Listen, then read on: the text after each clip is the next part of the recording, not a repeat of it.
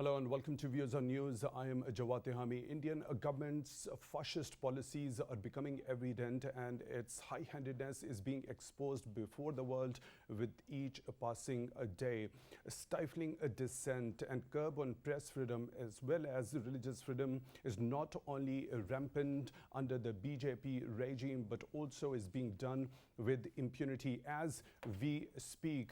The BBC offices in Mumbai and New Delhi are being searched by the income tax officials, and the officials have stopped the staff within the premises of the offices. And this particular search comes after BBC aired two-part documentary establishing direct involvement and the role of the current Prime Minister of India, Narendra Modi, in bloody 2002 Gujarat riots, in which over 1,000 people were killed and majority of which were Muslims. Now, regarding this particular documentary, Indian officials already criticized it and used also the harsh language, saying it was based on the colonial mindset and agenda. However, the BBC has stood by its documentary, saying it was rigorously researched. Now, regarding this particular search by the income tax officials, there is a spokesperson of the Bharatiya Janata Party, Gaurav Bhatia, who says, let me quote, that India is a country which gives an opportunity to every organization as long as you don't spew venom. In the same breath, he added, the searches were lawful and the timing had nothing to do with the government. On the other hand, we have seen that the main opposition party, the Congress, as well as organizations including the Amnesty International, as well as the Editors Guild of India, have condemned this move by the Indian authorities, saying this is aimed at harassing and intimidating BBC for its critical coverage of Bharatiya Janata Party. The situation in Indian illegally occupied Jammu and Kashmir is no different, where there had been the most internet outages back in 2022. We'll be talking about this high-handedness of Indian authorities, especially in the wake of the BBC's documentary.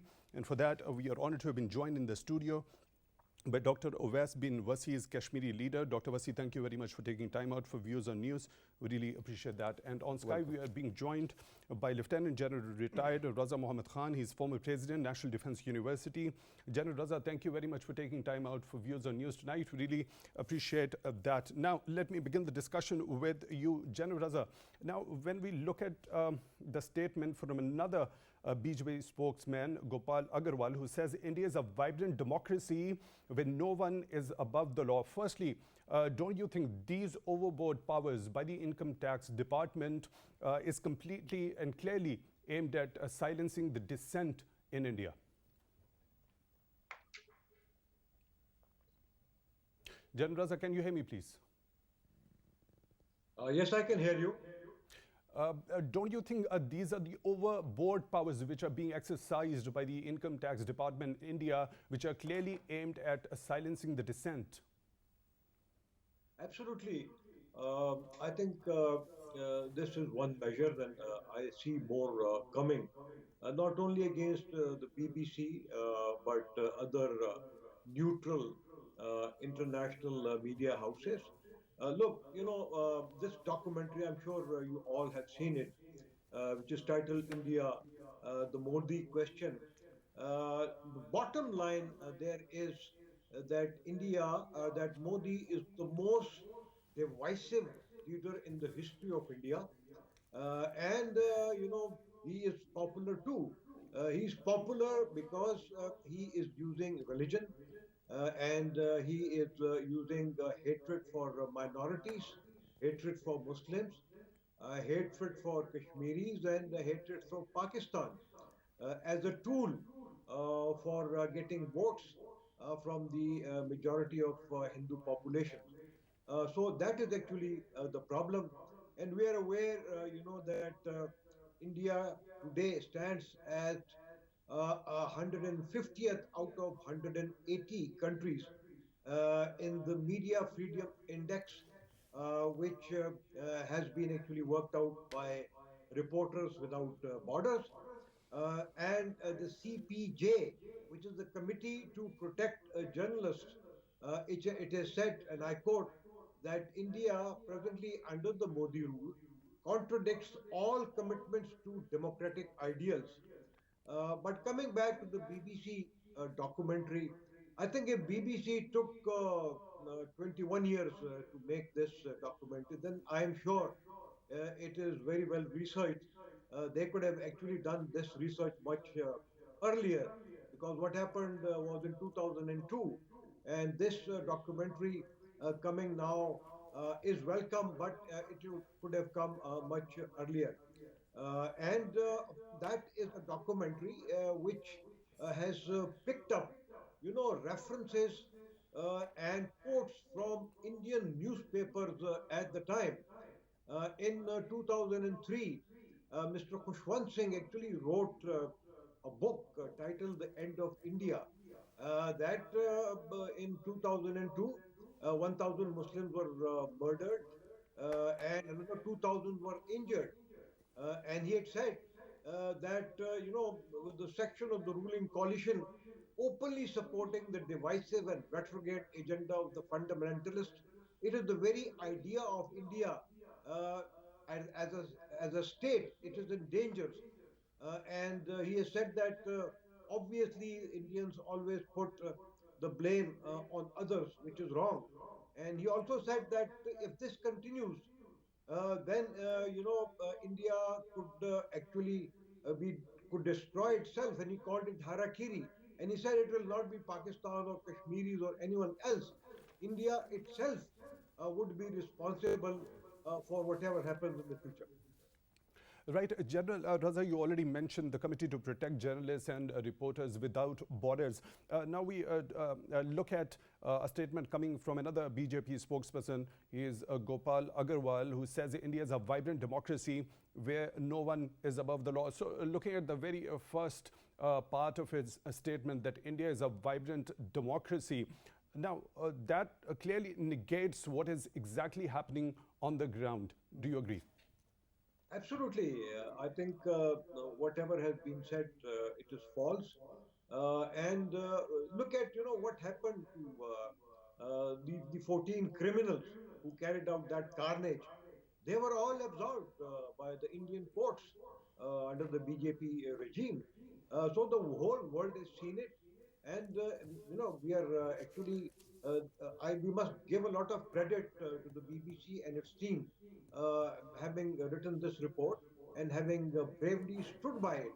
And I think such kind of reporting, if this is done by the Indian media, and we all know that there are certain brave media persons in India as well, then I think they will actually be serving the national interest of India, although it may look that they are not serving the interest of the BJP or Modi itself, but they would be actually doing a great service to their country, and that is what needs to be understood by the media in India and also the international media. Right, let me proceed with the discussion. Dr. Wasi, your take regarding this. When we look at the statement given by Mr. Gaurav Bhatia, he says that India gives an opportunity to every organization as long as you don't spew venom. In the same breath, he says these searches are lawful and has nothing to do with the government. So doesn't it speak volume of a contradiction within his own statements? Exactly. When we look the realities on the ground, the practices on the ground. So it's a clear violation. It's a kind of dichotomy which we observe in this statement. In democracy, but Indian democracy, which they call that mother of all democracies, India's own citizen, author, critic Arundhati Rai says this is not democracy. This is demon crazy. So I think that spokesperson should review his statement, keeping in view this, statement by Arundhati Rai. Second thing is that freedom of expression, freedom of speech is one of the fundamental pillars of democracy. But when we see in India what is happening, and that has been documented recently by BBC and some other media organization, that speaks volumes that there is the highest number of restrictions placed in Kashmir, and in India we have also seen that media is placed under restriction and there is curtailment of freedom of expression and freedom of speech. So all these things contradict this statement what you have just mentioned. Right. There was another development regarding the banning of this particular documentary within India. We have seen the Indian authorities trying to ban this from the YouTube, also trying to take away all those clips which are being shared on Twitter and other social media platforms. The Indian Supreme Court has dismissed a petition to ban this. Don't you think it has backfired badly for the Indian authorities? Exactly. After this, this banning, its popularity has been intensified. It has been increased. People across the world, they are watching it, and despite this ban on YouTube and Twitter and Facebook and other media outlets, this is being watched by the large community of the world. So I think that this ban by Indian authorities and in connivance with judiciary doesn't work well, number one. Second thing is that there is no point of banning it because this is a documentary. This is not made by an organization abetted or sponsored by Pakistan, by China, or any other country which India claims. It is the documentary which has been made by international established media outlet BBC, and 20 years long research, rigorous research has been conducted on that. But the Indian officials say that BBC happens to be from the anti-India lobby, and it is aimed at creating unrest within India. If you look at the content of the BBC documentary in these episodes, so you can clearly observe that they have made that documentary, and the data they have collected from different reports and from the participants, from the people who are living in Indian citizens. So I think that to say it that this is not real and this is against the ground realities, I don't think that this is something which could be bought by international. It also contains evidence from one of the classified documents of the Foreign Ministry of the UK also. Yes. In at that time, even UK and UK Foreign Minister, that there was a report issued by Foreign Ministry of UK, and it clearly mentioned that there is a hand of Chief Minister Narendra Modi in that carnage. So that is very clearly reflected in that. Right. General Raza, the Indian Supreme Court has rejected that petition of banning this particular documentary. Already we saw there was a crackdown against the students who were trying to screen this documentary at various universities. How bigger a defeat that one is for the Indian authorities?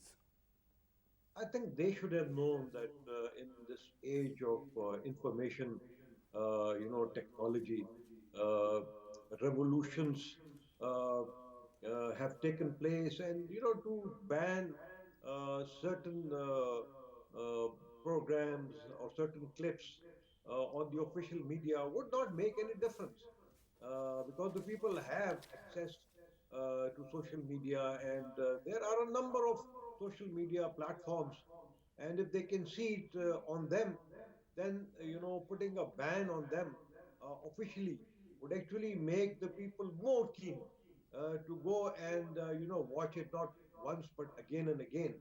And actually, those who have watched it, I'm talking of the Indian diaspora living abroad, they have said that whatever has been said, this is based on the truth, and that there is nothing wrong in that. And therefore, obviously, that is a kind of defeat for the government. But look, they are following their, information technology rules 2021. They are misusing that those laws, wherein because of, even a small suspicion of the so-called national security getting affected adversely, they can ban anything, anybody's speech, or whether it is that of expression or thinking or writing. So they have that draconian power there. And when you compare that, with what has happened in the recent past in Pakistan, I'm reminded of the PACA Ordinance 2022, that actually was struck down by our courts by saying that possibly it could be misused, although our PECA ordinance, I think, has been made very, very carefully to make sure, that certain clauses are protective of the state institutions, and that's all. But this information tech rules of 2021, formulated by India, they can actually take you to the courts, and they can, put very heavy fines on you. They did that to Twitter, I think, about a year back, and they have been actually bothering Facebook on that. And you have seen now what they are doing, to the BBC. And as I said, they will continue doing that to the others because of this law. Right, General Raza, the two-member bench of the Indian Supreme Court, while hearing the petition, said that this particular petition, while the bench rejected it, said that it was absolutely misconceived and bearing no merit. Do you think after this particular thing by the Supreme Court of India, the Indian authorities are going to give heed to this one and stop that crackdown against whoever wants to watch it or wants to screen it, whether in any university or any other public place for that matter? As I said earlier, they will try every effort to make sure that this is not screened or shown, at least in those institutions or places owned by the government of India. But they cannot put a blanket blame, blackout on Facebook and Twitter and Instagram and other places. And people who have access to those platforms, they will continue to see it. And as I said, it is not possible. I mean, they have done that. The internet has been used as a weapon in Kashmir, and they used it again, in the COVID lockdown when there were severe demonstrations against the Citizens Amendment Act. They used it at that time, and they're using it in Kashmir. And in Kashmir, again, as we know, they have no access to the social media platform, the important one. But they cannot do this, in mainland India, because if they do that, I think the people will rise against them. Right. So I think while they may try to do that, in some cases, they will not be able to do it, I think, across the board. Right. Dr. Wasi, do you think the Indian authorities are going to respect what the Indian Supreme Court has said regarding this petition and banning of this documentary? As Janar Saab has mentioned that it might not be possible for Indian authorities to put a blanket ban in mainland India. In government institutions, government organizations, educational institutions, they may place some ban, but by and large, it has already become viral across India, across the world, people who have some interest to observe what is happening in India. So I think that this is not going to be going to work and and there is a strong reaction. The raid that they conducted today,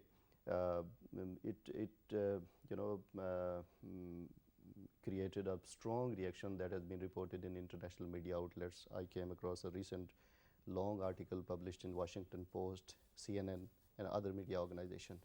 So I think that it invited ire, it invited anger of international human rights organizations, media organizations, and what India tries to project across the world about normalcy, everything is fine, particularly in the context of G20 summit that is going to be held, and what India has done in Kashmir. So I think that that is not going to work.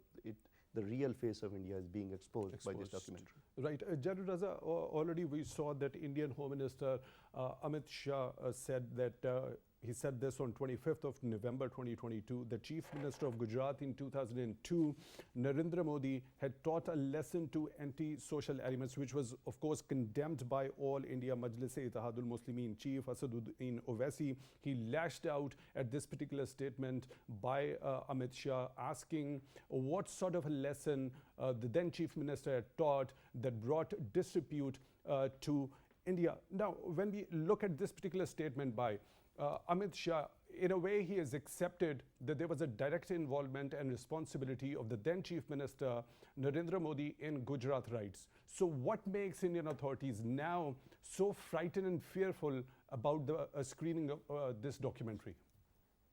You see, first of all, Amit Shah's statement was during an election rally, and that really had, mostly fundamentalist Hindus who were supposed to be, the future voters, and he wanted to tell his voters that, the BJP's policies of suppressing Muslims wherever they may be was it worked at that time, and that it will work in the future, and that this is part of their policy.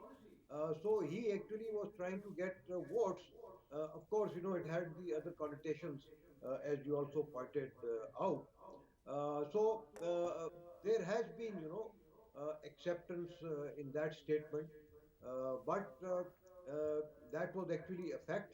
And as I said, going back to what we said in the past, if whether Indian government can actually control the blackout on this. Look, there are now virtual private networks, so VPNs, even parts of many search engines, and I can name many. I think I would now name Opera. Opera has a built-in VPN in it. It can bypass any restrictions that the government or the authorities may put on those kinds of efforts.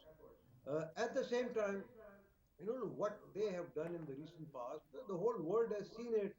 The conversion of Babri Mosque, 400 years old Babri Mosque, into a temple, and then the Supreme Court actually endorsing uh, that effort, and also what they are, what they have been doing to the Muslims in general. For instance, now Muslims cannot even think of keeping beef in their refrigerator because they can be taken to prison. They can even be lynched on the mere suspicion of keeping beef. And we also know that they are forced to chant the slogan of Jai Shri Ram, and this is actually a test now of their loyalty. That if they eat beef, or if they don't shout Jai Shri Ram, then they are called that they are not Indians. They are actually Pakistanis, or they are branded as non-Indian nationals. And Indian politicians have said it many times that Indian Muslims are not a first-rate citizen. They're a second or a third-rate citizens.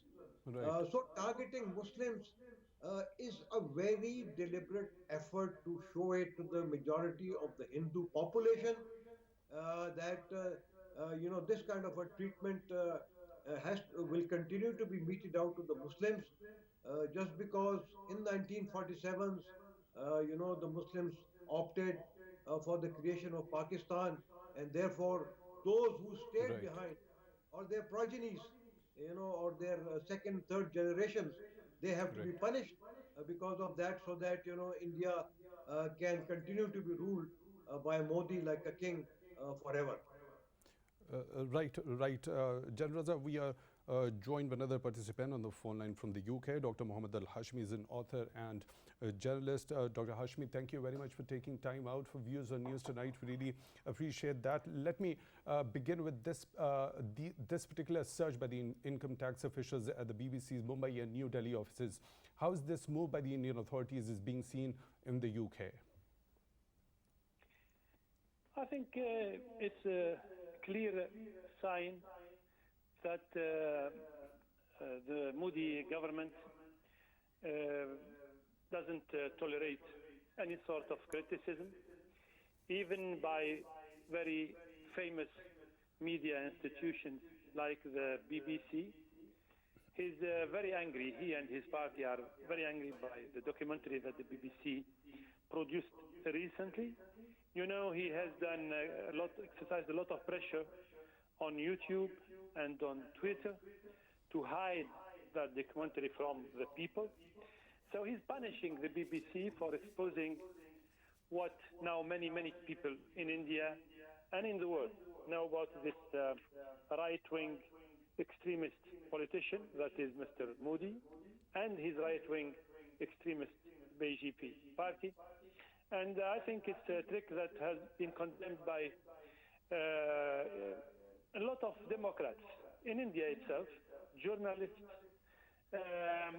and I hope it will enlighten more Indians to the true nature of this government that is not worthy of India. I think it's, in my humble view, Modi and his BJP party are an insult to India itself and its reputation in the world. I hope the Indian people, the Indian electorate, will consider that it is very bad for India if this government continues in office. Right. Dr. Hashmi, has there been any sort of a response, an immediate reaction officially from the BBC on this particular surge? You know, the government, the British government itself has said it's following the news with concern. And journalists are not surprised here because now in the West, most of the people know the true nature of the Indian government, the current Indian government, that is stirring hatred between Indians themselves, treating Indian Muslims as third-class citizens. So people know who is Modi, who is his party, and I don't think this came like a surprise. Everybody knows that this is a punishment from the Indian government to the BBC because of that famous documentary. And I think it will give that documentary now more credibility, and people will look for it more by much bigger audience now that Modi and his party has played this trick against the BBC.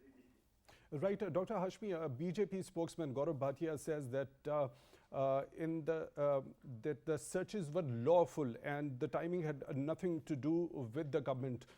Isn't it contradictory to, or is it mere a coincidence that after BBC airs a two-part documentary establishing involvement and role of Prime Minister Modi in Gujarat riots, the income tax officials raid the BBC offices in Delhi and Mumbai? The statement of the Congress party in India made it very clear that every sound person understands that this has nothing to do with the natural functioning of the state. This is a political move. This is the government using the tools of the state to punish the BBC. The Congress party is a respected party. They ruled India for decades. So when they came out and they said that they do not trust the government, they do not believe the story of the government, they are right. And that's why I think most people worldwide will see this move as just another sign of desperation by the BJP, by Mr. Modi, who are exposed day by day. Their true nature is exposed as a right-wing fanatic politicians that are trying to win more votes by dividing India, by dividing Indians on religious basis, by harassing non-Hindus. That's very bad. I mean, I don't know, how can they gain, what do they gain by making Muslims feel treated badly and feel like they are third-class citizens? What do they gain from it? These are Indians like themselves. They must have the same freedom, the same security, the same safety. And I'm very sad when I follow the news of India now and see what is happening to Muslims there. And I'm sad for India itself. For decades, we Arabs and Muslims looked at India as friends, as an ally in the non-alignment movement. And now all the stories that came out of India is just harassing Muslims, treating Muslims badly, treating Kashmiris badly. That's really very sad, and I know that it is in the hands of the Indian electorate But I mean, we have to tell them, we have to speak to them, and I hope they can change their government. Right. Now, Dr. Hashmi, coming back to this particular BBC documentary, do you think there could be any sort of remedial measures at the hands of the BBC to go about it? What could be those remedial measures? I think if Modi and BJP party think that by sending the taxmen to the offices of the BBC, if they think that by doing that the BBC will stop reporting their abuses in BBC television or BBC websites, I think they are totally mistaken. I think it will give even now more proof to those who are hesitating about the nature of Modi and his party. Now there is another proof that they are really bad people, bad party, and I think it will encourage more journalists in the UK and elsewhere to say the truth about the misery that is happening now in India. Right, Dr. Hashmi, you already mentioned that the UK government is observing this development with concern. What sort of a fallout in future do you think it could have on the bilateral relationship between India and the UK? And I don't expect much, because there are negotiations on a trade deal between the UK and India. But I think it will have an impact on on the media. It will bolden the British media to talk more about the things that are happening now in India, and that's what we need. I think that's what India itself needs journalists to say the truth, because Mr. Modi is trying to hide the truth about the extremist policies he's implementing in India. So although it may not affect the bilateral relation, I don't think it will do, but it will encourage more journalists here in Britain to talk more about all the transgressions that the BJP and Mr. Modi are doing against non-Hindus in India now. Right, Dr. Hashmi, one last question. What sort of a role do you think the UK can play, being the major member of the Western community, to hold Indian authorities' high-handedness for that accountable? I think the international community, this is a question for the whole international community and not only for the UK government. I hope Pakistan can play a leading role by talking to the United Nations, talking to other governments, and then hopefully incidents like this will make the UK more aware and leaning more towards supporting like actions that will hold the Indian government accountable to what it's doing. And we need to think about the UN Human Rights Council in Geneva. I think Pakistan has a special role in this, and I hope that if this comes to the UN Human Rights Council in Geneva, UK and the other Western government will be now more receptive to the idea of criticizing the Indian government and asking the Indian government to implement human rights values regarding non-Hindus in India. Right, Dr. Muhammad Al-Hachimi, author and journalist, joining us on the phone line from the UK. We really appreciate your time for being with us at Views on News tonight. General Raza, this particular searching incident is not an incident in isolation. According to the Editors Guild of India, there had been 4 similar searches back in 2021 of other major media outlets that were critical of the BJP policy. So what sort of options do you think remain at the hand of such organizations while operating within India? Well, I think I would say that the most important role in this situation can be played by the international media organizations. We talked of a few earlier. It can be, the United States government would play a role in this because they at least they claim that they are holding other countries responsible for limiting freedom of expressions, and that any such acts are undemocratic. And inside the United States, I think there are many influential non-government organizations who could pressurize their lawmakers to take actions against such Indian actions, and not only by the United States, but I would say, even in some influential countries in the EU. And with that, I think we should always not forget that the influential countries of the OIC, some of them, which has very large number of Indian diaspora living in there, and they're working there. Uh, and those people are sending billions of dollars back to India. So they have a role to play. They can actually exercise their influence on them. And some of the Middle Eastern countries, they have trade relations with India worth several billions of dollars. And again, they can exercise influence on India to change their policies in the interest of their own businesses, as well as in the interest of democracy, and in the interest of human rights, and as I said earlier, in the interest of the India itself.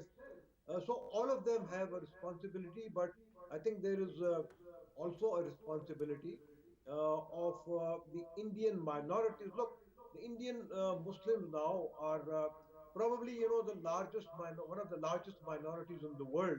I think it is number two in the world with around 210 million Muslims living there. And if you combine, now the Christians and the Sikhs and the Dalits, the total population of the minorities is, I think, a little over half a billion, which is half the population of India. If they actually unite under some kind of a political umbrella, or if they can exercise their influence, either through political platforms or through the NGOs or other means, I think it will be good for them and it will be good for India. And they need to look at all these options with a very open mind. Right, Dr. Wasi, what according to you happen to be the options for such organizations or media outlets while operating within India? First of all, as just pointed out, that international media organizations, they should formulate a collective response against such high-handedness of Indian authorities. This is number one. Second thing is that this BBC and UK government should also take action because of the geopolitical and geo-economic situation. Perhaps we are not expecting much, but this brazen violation of this fundamental right of freedom of expression, freedom of speech is so grave, is so brazen. I think that UK government and all concerned authorities should take up that issue in House of Commons, House of Lords. That should be taken up. Third thing that I suggest is Pakistan should also take a leading role. That Pakistan should also highlight that issue in all the concerned fora, so that India could be made accountable for that. When it comes to the international powers, especially P5 and the United States of America, it always talks about human rights, especially when we talk about, in the context of Afghanistan. US expresses a lot of concern about such kind of restrictions on that. But when it comes to India, the situation is quite different. So I think that we should also sensitize to these big powers, to P5, that they should also come up with a response. For example, before, on the same incident of Gujarat riot, this Prime Minister Narendra Modi, before he took office, he was banned to enter in the United States of America. The reason was the same, this Gujarat riot. After that, he became Prime Minister. So if a person becomes a Prime Minister, what carnage he did, so that has been that got deleted from his credentials. So I think that the first stance that US has taken, I think that was the just stance, and US should revisit its current stance regarding its the premiership of India, right? stance. Yes, US should revisit the current stance, So, and whatever it has taken previously, I think that should be continued. Right, Dr. Wasi, Dr. Hashmi was mentioning that the UK government is looking at this development of search by income tax officials at BBC's Mumbai and New Delhi offices with concern. Do you think it's going to have a diplomatic fallout between the two countries and any sort of an impact on the bilateral relationship between the UK and India? You know, the bilateral relationship, because of economic clout, because of some other factors, Especially India given enjoys. when such a credible media organization I is being think- harassed and intimidated just for being critical. Exactly. You know, ideally, UK government should take action, and as I have just mentioned that the House of Commons and House of Lords and the government, they should also take action. But you know, keeping in view the geopolitical considerations, geo-economic considerations, we don't expect much. This is unfortunate. I think the world politics, global politics is unfortunately not based on the principle of justice and fair play and human rights and this freedom of expression and freedom of liberty. Even they should, at least what they can do is that they could try to make India, that India should, you know, do compliance with its own constitution. India's own constitution, Article 19, guarantees such kind of freedom of expression and freedom of speech. But when it comes to the, you know, measures of the government, it's, you know, it goes quite contrary to that. Right. What UK can do is UK can ensure the compliance of Indian own constitution, if Right. not international. Right, Raza, your take regarding this. Do you expect, is there any sort of a diplomatic fallout or an impact on the bilateral relationship between UK and India likely in the wake of this particular episode? I don't think so, you know, that there will be any official reaction because the present British Prime Minister was questioned immediately once this documentary was released. You know, he gave a reply which neither approved this documentary nor did he reject it. That was a very, you know, diplomatic response that he gave at the time. So I don't expect much from there. But having said that, you see, there are at least, you know, 29 international organization of journalists, and there are many inside the UK. And I think it is for them now to decide how they should go about the treatment that has been meted out now to the BBC team in India. And unless, you know, they come down, rather, I would say, you know, heavily on this one act, such things will continue, you know, in other countries as well, because it will be very easy for them. And as I said earlier, they have done it, you know, to Facebook, which acquiesced. They did it to Twitter again, which acquiesced. Twitter now under Elon Musk would probably be different. There may be a different response to that. But other social media platforms, I think under Meta, they need to be concerned about such kind of, you know, reactions by the Indian governments because Right. they will not be saved, you know, from them in the future. And as I said, you know, the even a slight pressure by the US government and taking it seriously will actually make a lot of difference. And I think these journalist associations, the 29 of them, they need to take a consolidated kind of a stand and, you know, take the matter, try to take the matter to with their own governments and with the US governments and with the EU governments to make sure that this kind of a thing does not happen in the future in India or in other countries.